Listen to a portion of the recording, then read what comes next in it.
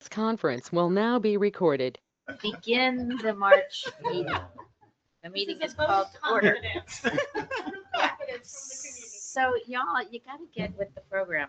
It's March. She puts out the St. Patrick's Day. I put on the green. Like, get with the seasons. Okay. First thing on the agenda is the approval of the minutes from the previous Board of Managers meetings, the regular monthly meeting, and the budget work session. I move to approve the minutes of the monthly meeting held on February 9th, the FY 2027 budget work session held on February 24th. Second. All in favor? Great. And now the treasurer's report. My report is that I have nothing to add to the written report. Okay, and now we have a public hearing on the draft budget for the fiscal year. And it's open for public comment. This is more kind of a private hearing. But we do have, we did some changes. Yeah, so I will just remark, there are a few changes to the budget since your budget work session.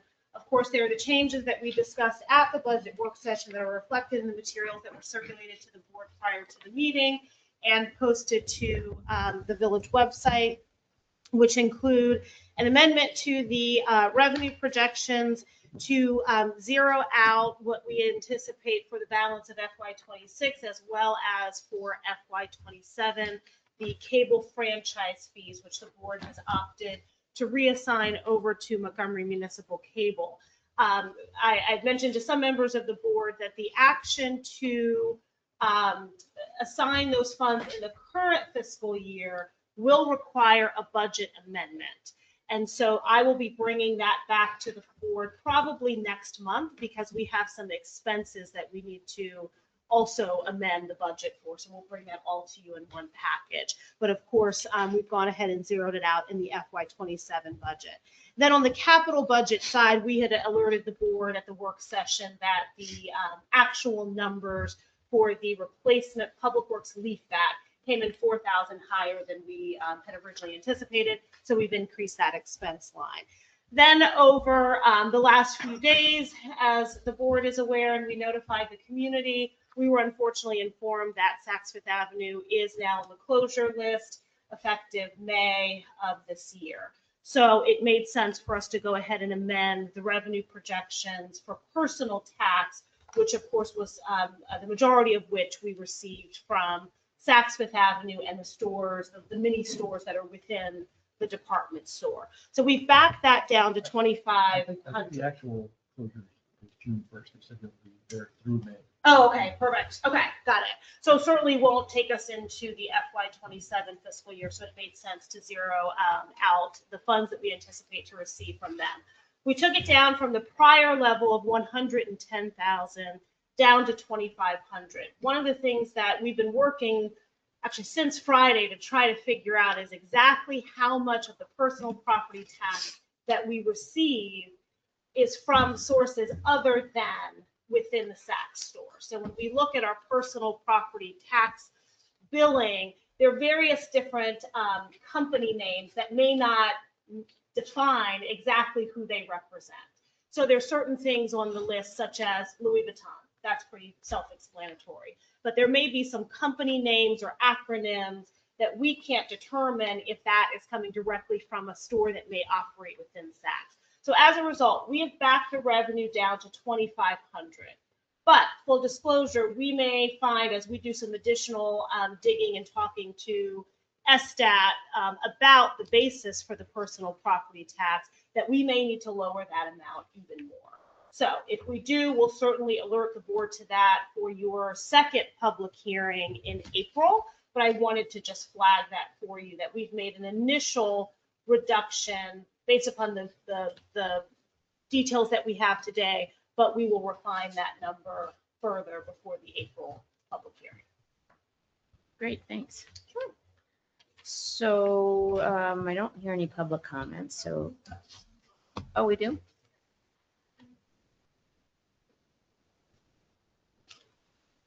I think he's on for the purpose of the. Yeah, but I think he Sure. certainly would have spoken up if he had any comments on the budget.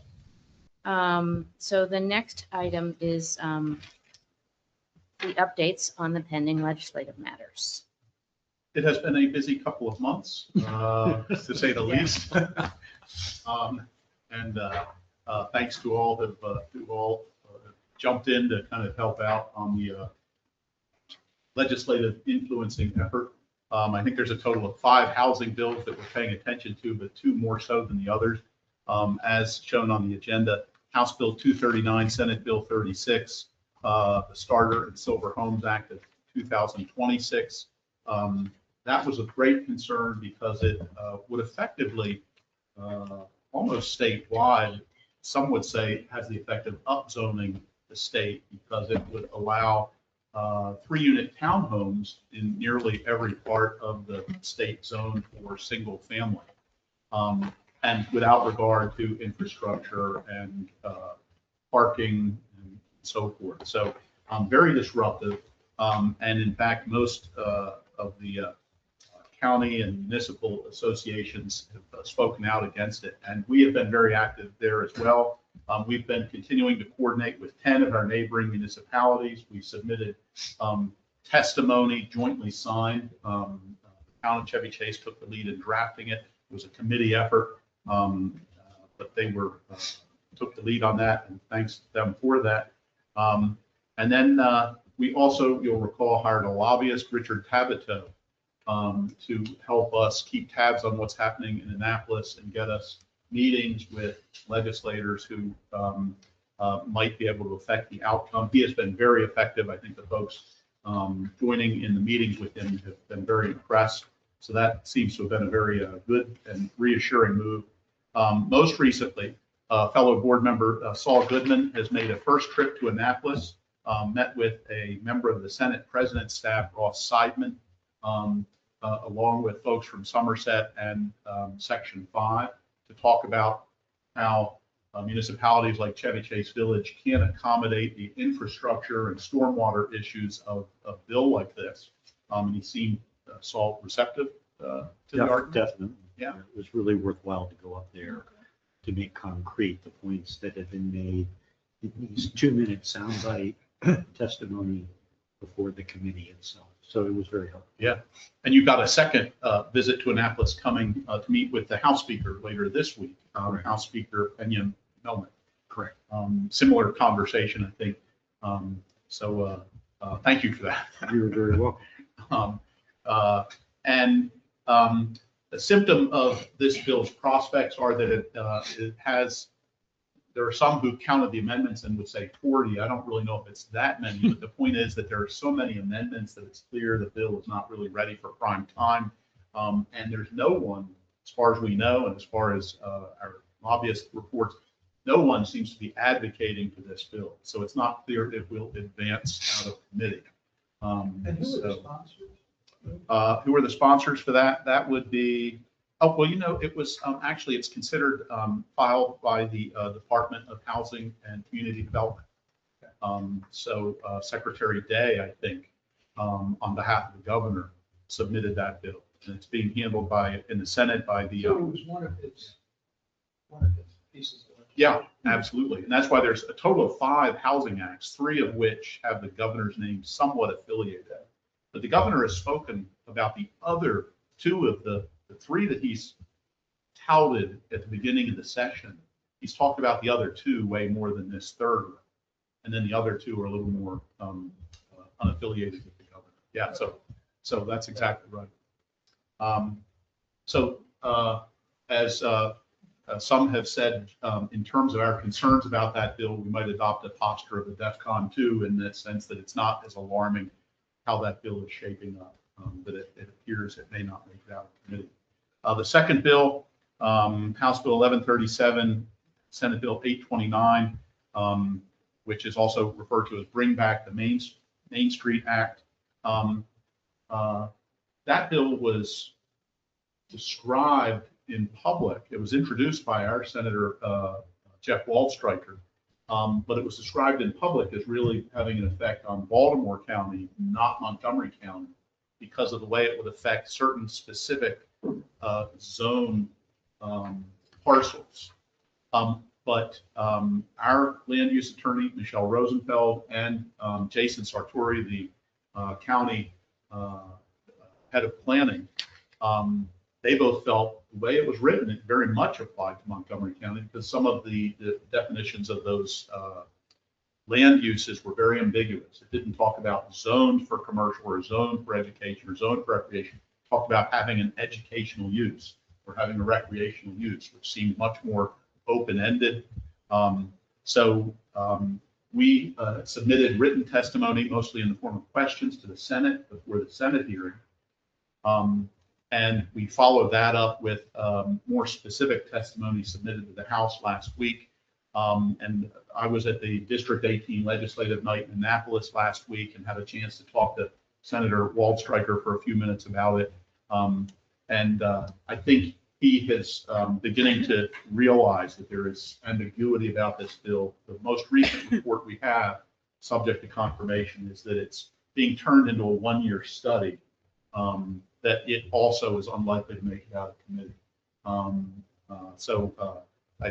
Hopefully, Senator Waldstreicher was very helpful to us, very responsive to our questions and to Michelle Rosenfeld's questions. So I think we're in pretty good standing with him, and hopefully he appreciates the input we've had there. But there too, we're kind of standing down a little bit at the very disruptive impact of that bill, just like the first one.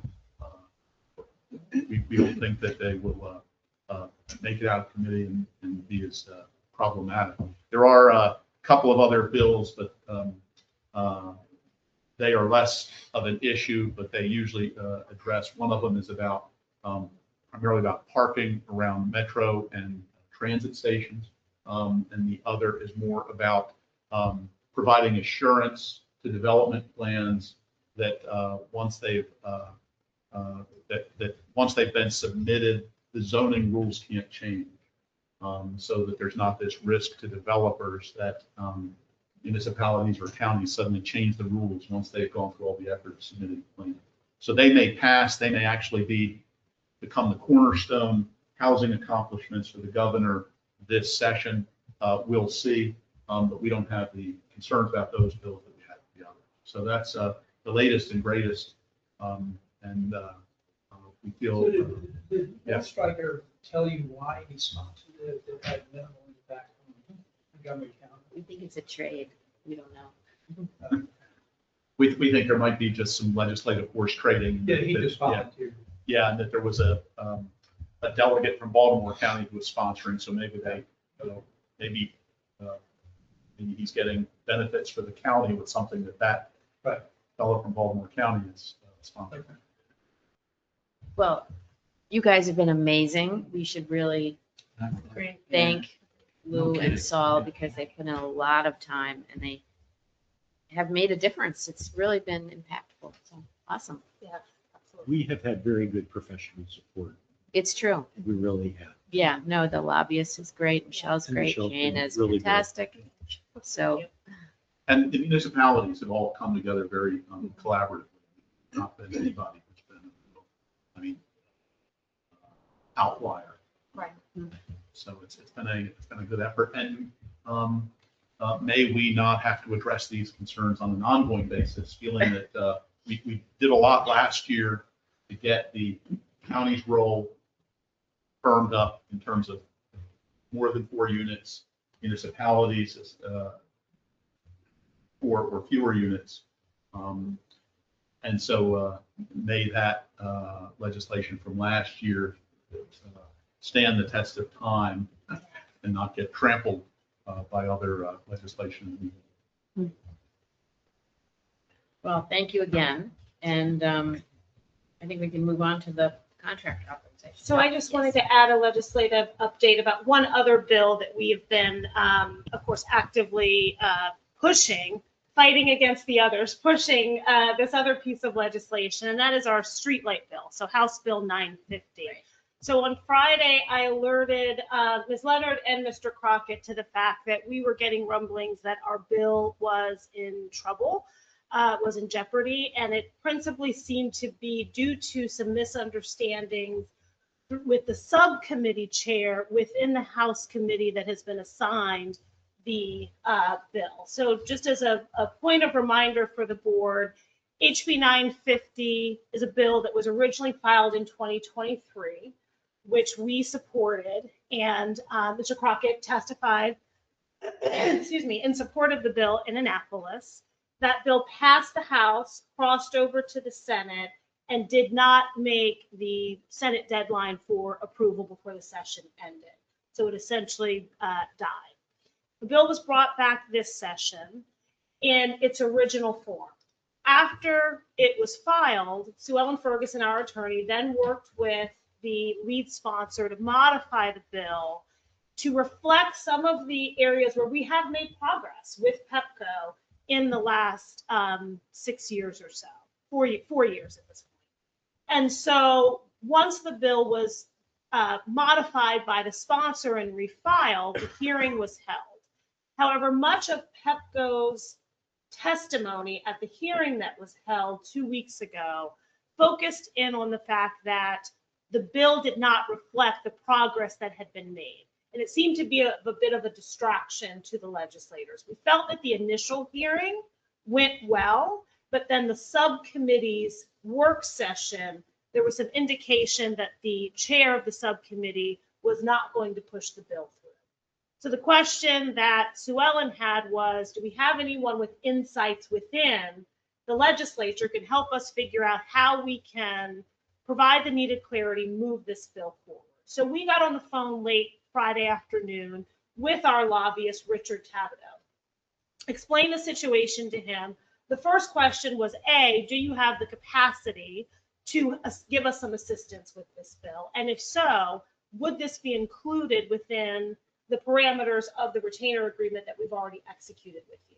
The good news is that yes, he has the capacity, and yes, this fits into the overarching retainer agreement that we have with him. So he is going to actually be reaching out tomorrow in person to the subcommittee, Delegate Foley's staff, to try to see if he can help to clarify the misunderstandings about what this bill would represent, and to reinforce for her the urgency that we would like this bill to move forward, because yes, it helps us, but it will also then allow for the removal of any ambiguity about the standards that PEPCO and any utility in the state of Maryland can impose on municipalities who are seeking to purchase and maintain streetlights in their communities. The concern seemed to be with the subcommittee that we have a pending case and hearing before the Public Service Commission that is scheduled for May. And the comment that the subcommittee chair made was that this bill is not ready for prime time, insinuating that we needed to let the PSC hearing process play out rather than a legislative fix. Of course, the problem with that is we don't know how the PSC will rule when we meet with them in May. But also, whatever they rule on this specific case will only therefore apply to PEPCO. It would not provide relief for our municipal friends across the state. And although certainly we need to take action that impacts us, works for us, it still would be worthwhile for the legislature to approve a statewide bill that resolves this issue once and for all. So we are hopeful that Richard can work his magic, much as he has assisted with in the housing bills, to hopefully shake some of the cobwebs off of this, get it moving forward.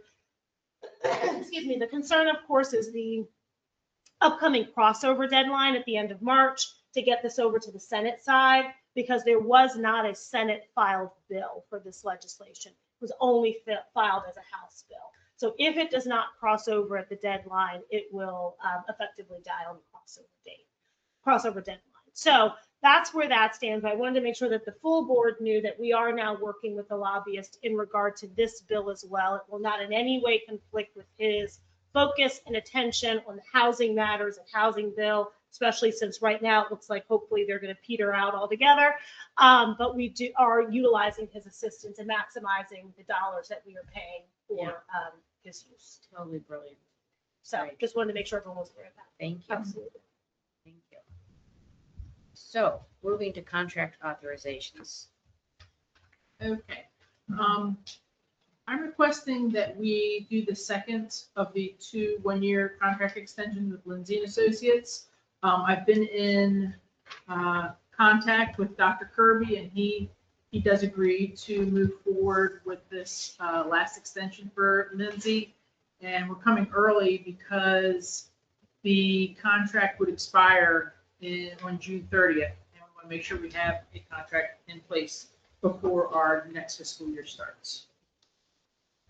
Okay, anybody have any questions? Can we hear a motion?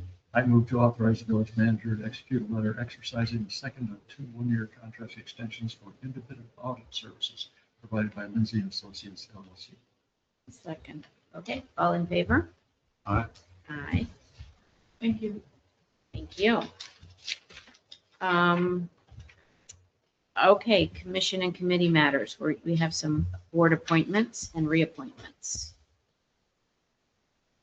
So for the Public Safety Committee, we have a new appointment of Elizabeth Dupree of Magnolia Parkway. She had actually reached out and expressed interest in working with this committee, which has been welcoming some new members in recent years. It's a committee that has been around a very long time, and we had some long-standing members, and these new members, I think, are bringing some fresh perspectives and ideas to the committee, which is always welcome. Ms. Dupree did meet with the co-chairs of the Public Safety Committee. They had a good discussion. The committee met last month, both to talk about the budget, and I believe they also talked about the appointment of Ms. Dupree. And we did receive an email that was in a briefing packet that we circulated prior to the meeting, where the committee has recommended Ms. Dupree's appointment to the committee. Okay. Do you want to do these? Oh, we can go ahead. We can do them all together if someone wants to make a single motion. The other appointments would be reappointments to the Ethics Commission. Mr. Frank McCulloch of Kirkside to serve as chair for a 1-year term, and board reappointment of Robert Brewer of Grafton Street to serve another 3-year term as a member. Awesome. Can we hear a motion? I move to appoint Elizabeth Dupree of Magnolia Parkway as a member of the Public Safety Committee and to reappoint to the Ethics Commission Frank Scott McCulloch of Kirkside Drive as chair, term expiring February 2027, and Robert Brewer Jr. of Grafton Street as a member, term expiring February 2029. Second. Okay, all in favor? Aye. Awesome. So the next thing is the police report. Good evening. Apologize for being a little tardy. Got stuck on a phone call, and it's the one night you guys fly through the agenda. All righty. So we had one theft from auto, 200 block of Primrose on February 26th. Unknown subject entered the vehicle, removed an item, and then used the garage door opener to get into the garage, but did not take anything out of there. Resident does not remember locking the car door, but stated that it locks automatically. Administratively, we still have one vacancy, but we have one person that's almost done with the background, getting ready to send them to Poly and to the medical and psych. And we actually have another interview tomorrow. So I'll try to have one in the hole just in case the other one doesn't work out. Last thing I really want to touch on is there's been a lot of talk and speculation about ICE activities in Montgomery County and the ramping up of activities in the area. We have not had any direct information regarding any potential increase in ICE or any kind of an idea of where they might be doing their duties. But I understand that is a hot button for the community, an area of concern. We are able to get a book from the county, information on how to respond to immigration enforcement in your community. That book is outside in the village hall for anybody who wants to look at it. It's rather thick. I can give you kind of an abbreviated version. You have the absolute right to record and observe, but you have to make sure that you are not impeding or hindering. So I can't be within touching distance. I can't be anything where anybody can say that they felt threatened by me. Don't be on someone's backside while they're engaging somebody. Make sure that you're a safe distance away and make sure that you're not blocking or impeding their movements. Another thing that has been suggested is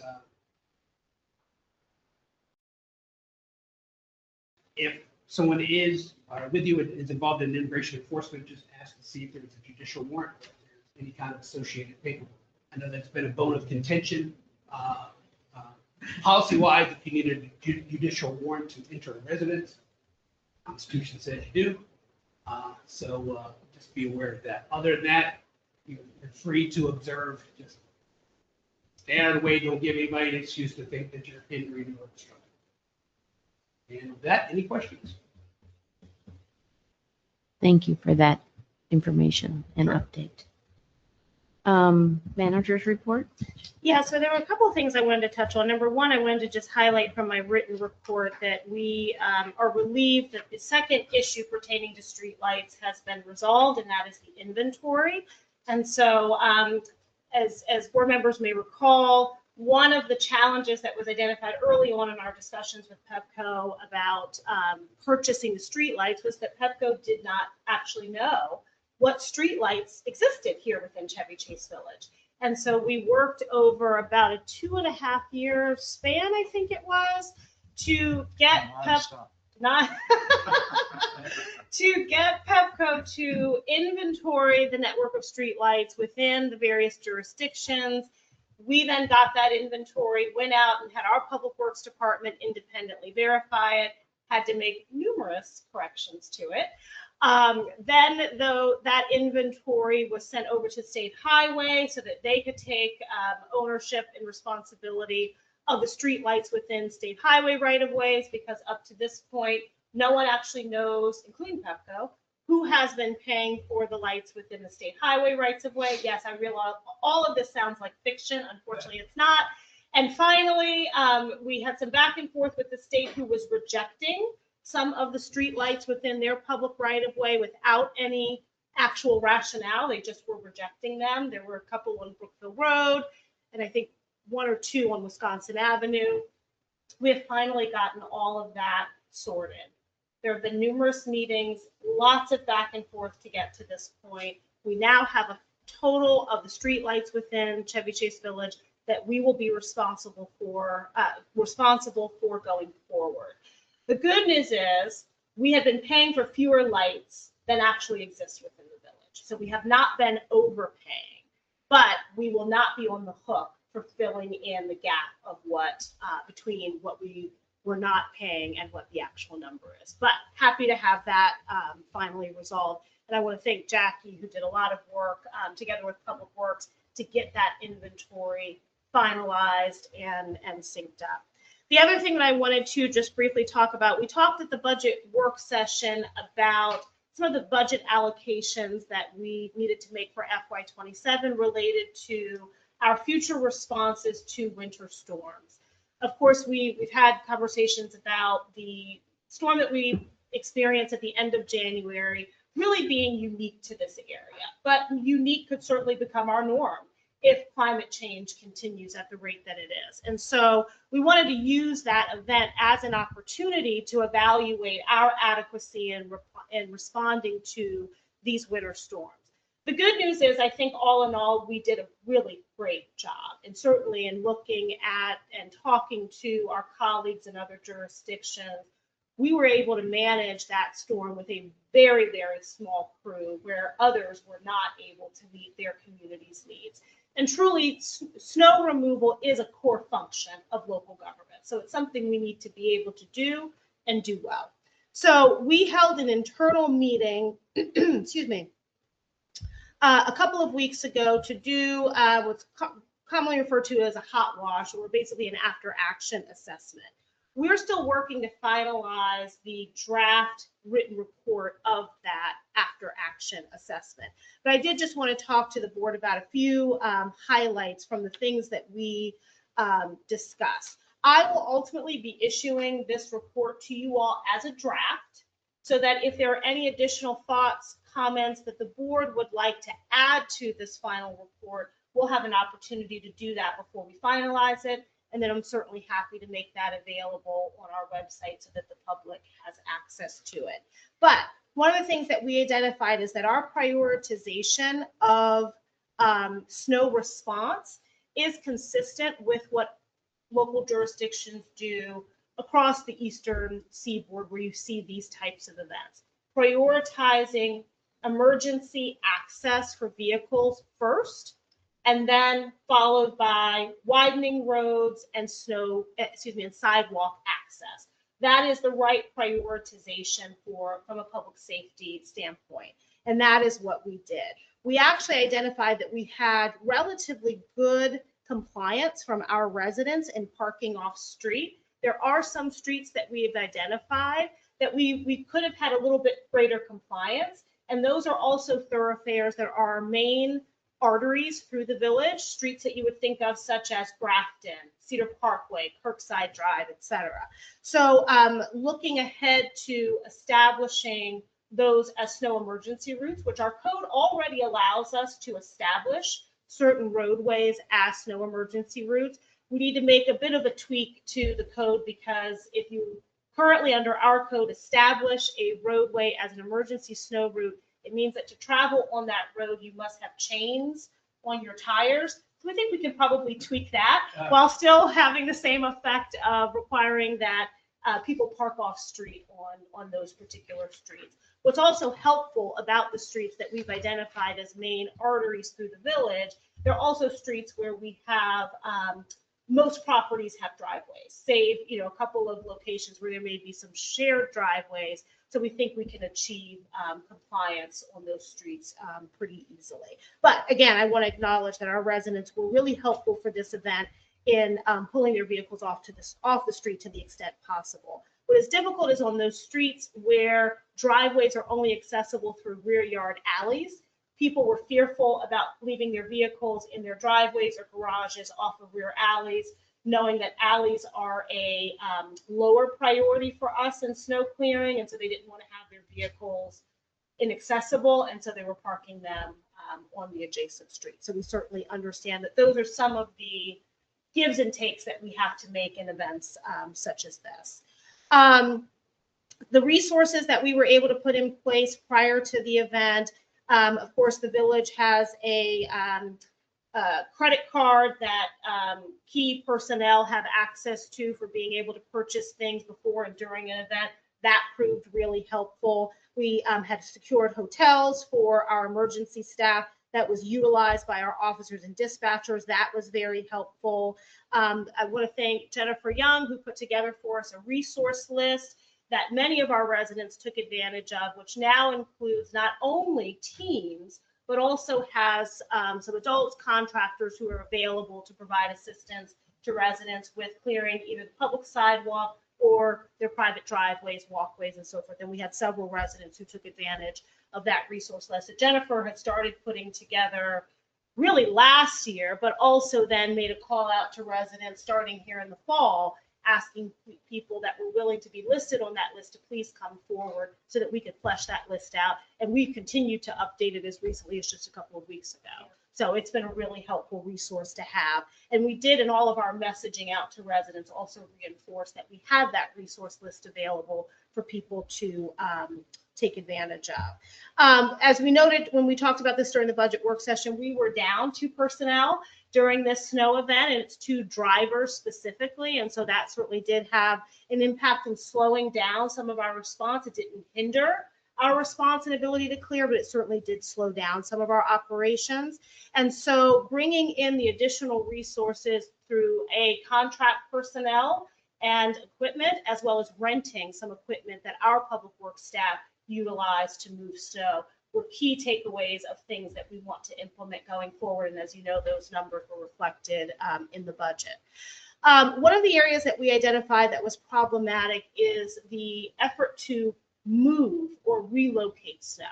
So of course, this event had a high precipitation amount, but it was very, very heavy. And because it became so icy, it also became very sharp and difficult to manage. And so back during Snowmageddon, one of the things that we did about 3 or 4 days after the event, we were able to actually transport snow by hauling it into the backs of trucks and having it dumped into Laurel and Newlands Park. We weren't able to feasibly do that for this event because it was simply so heavy. We couldn't easily pick it up to get it onto truck beds to then have it deposited into our parks. And there weren't also available dump trucks. We had done in Snowmageddon is we worked with our landscape maintenance contractor to bring dump trucks in to transport the snow. All of the resources that we reached out to for that ability were already being maximized by other jurisdictions. But it also highlighted for us that we really do only have 2 large space areas with which to dump snow and ice. So if you think about the village's network of parks and green spaces, most of them are either surrounded by a public sidewalk or surrounded by a public fence or landscaping. And again, this snow and ice was so heavy that we don't want to dump this somewhere where we're going to damage shrubbery, fencing, or redeposit it onto sidewalks. So really the only 2 locations that we have where we can bring a truck right up to the edge of a green space to dump snow and ice without being impeded by shrubbery, fencing, etc., are Laurel Park and Newlands Park. Those are important things for us to keep in mind as we do future planning for those parks, that we want to make sure that we maintain that access for those snow events where we do need to relocate snow and ice. We want to make sure that we preserve those 2 locations as places to do so. It would also certainly be welcome for us to identify potentially other areas, because of course those are pretty located toward the northern end of the village.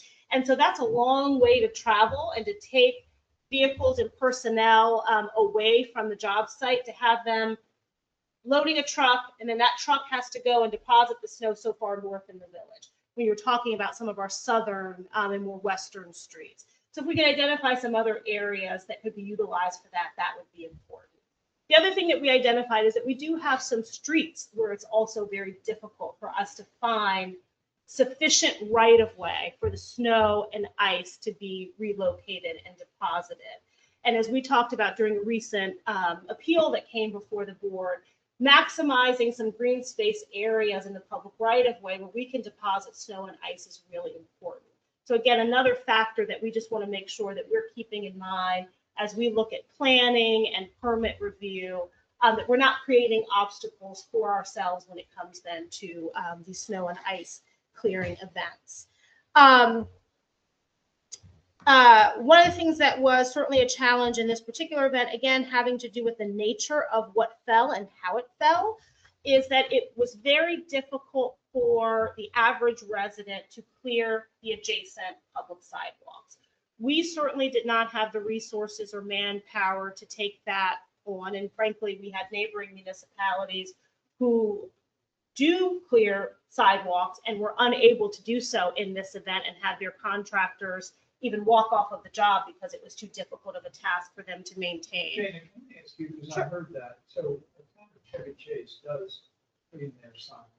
They have they have a contractor that had been doing it for them. That contractor walked off this following this event because it was just too much for them to handle. And so the town sent notice out to their residents, basically telling them that they were going to be responsible for clearing it, and they were having to cease their public program of doing that. And they're now reevaluating continuing that program because it's just not sustainable. Certainly not for these larger events.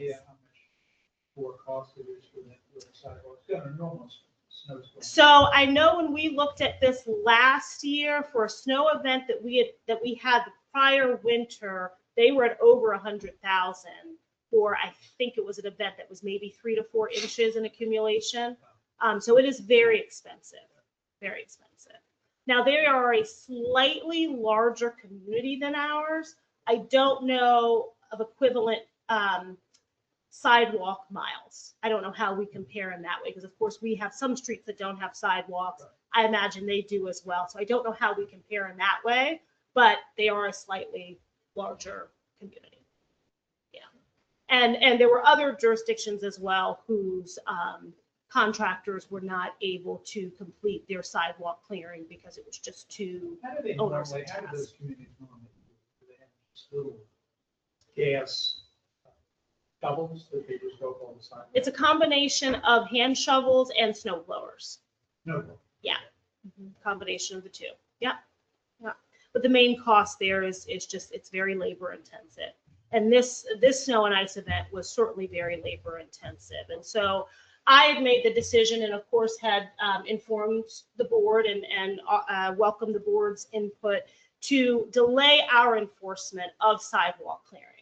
There are a series of sidewalks that we, the village, are responsible for clearing in state right-of-ways around the village hall, adjacent to village parks and green spaces. We held off on enforcing residents clearing of adjacent sidewalks because we were delayed in even clearing the sidewalks that we were responsible for. And it certainly did not seem fair to enforce against residents something that we had not even been able to accomplish. We also recognize that given the nature of this, it was going to be very difficult for residents to clear the snow and ice on their own. And frankly, one of the calculations that even the county made in their delayed enforcement was that it could have even been harmful to residents getting out there in what were below freezing temperatures for several days following the event, working at trying to hack through the snow and ice. So aligned with our neighboring jurisdictions, we made the decision to hold off on sidewalk clearing. In the interim, however, we did identify that as we had been clearing roads, we had piled a large amount of snow and ice at the 88 curbs that are at the intersection corners of the sidewalks. And so rather than expecting residents to clear that, as is residents' normal responsibility, if you live at a corner lot, you are responsible not only for the sidewalks that abut you on both sides, but also for the adjacent ADA ramp. That is a part of the sidewalk. We did not require in this particular event that residents clear those ADA ramps because of the amount of snow and ice that we deposited on them. And so we had a contractor come in to do that work once we began enforcement of the sidewalk clearing. Going forward, we will reinforce in our messaging to residents that they are responsible for clearing of the ADA ramp. And we are having retraining of our plow drivers to ensure that they are, to the extent possible, working to avoid piling snow and ice at those ADA ramps. There are locations, however, where that just simply may not be fully possible. And so certainly to the extent that there are areas where we are depositing snow and ice at an ADA ramp, we will be clearing those, but it is not a part of our normal course, and we'll work to identify where those locations will be. But part of just snow removal is the snow is going to fall wherever the plow pushes it. And so it's difficult to lift the plow to avoid an ADA ramp or to avoid redepositing snow in front of a driveway apron and still sufficiently plow the road. And so part of that is helping our residents have a reasonable expectation of how that work is performed. And so, yes, if you clear your driveway apron early following a snowstorm and we have not yet come back through to fully widen the roadway out, we're going to ultimately redeposit snow back in front of your driveway apron. There just is no way, with the concentration of driveway aprons along some of our streets, there simply is no way for us to avoid that. But if residents at least understand that that's what's going to happen, they may choose to delay opening their driveway apron until we're able to come through and fully widen the road, or residents may choose to even shovel out a little beyond their apron so that when the snowplow comes back along, it doesn't redeposit it back in front of their driveway. We did note that we had several messages that went out throughout the snow event. I think there were a total of 8 blast emails that we sent out before, during, and following the event that had reminders about snow clearing. We never stopped reinforcing for residents the responsibility of snow clearing. We just didn't start the enforcement until the week following the cessation of snow. We also are identifying internally some fire hydrants that did get blocked that we did go back and dig out, but figuring out ways to ensure that they don't get blocked again going forward. We talked with the board about at the budget work session, potentially placing a small temporary shed during the winter months near where the buffer and Western Grove Park meet, so that we have a place for Public Works to keep some of the equipment that they need for these winter storm events.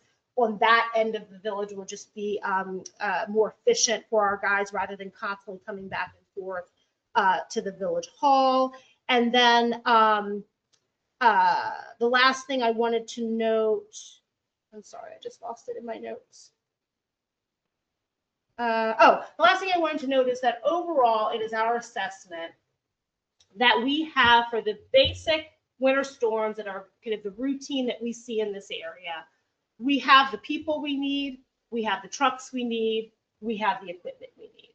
We've identified where there are outlier storms, where there is higher precipitation amount or a different type of precipitation like this snow ice mixture, that bringing in additional people and equipment is necessary, but we do not have the capacity or the frequency of these events to warrant our staffing up any higher than the base staff that we have now, or acquiring additional machinery and vehicles in anticipation of something that has just not yet at least bore out to be a routine event for us.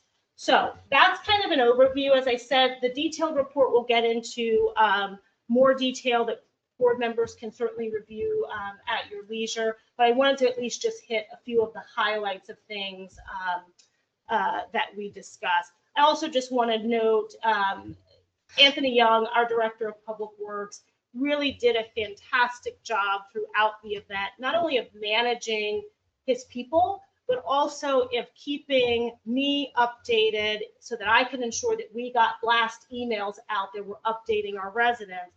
But he also did a fantastic job of keeping Jackie informed, who serves as our liaison to the county's emergency management group.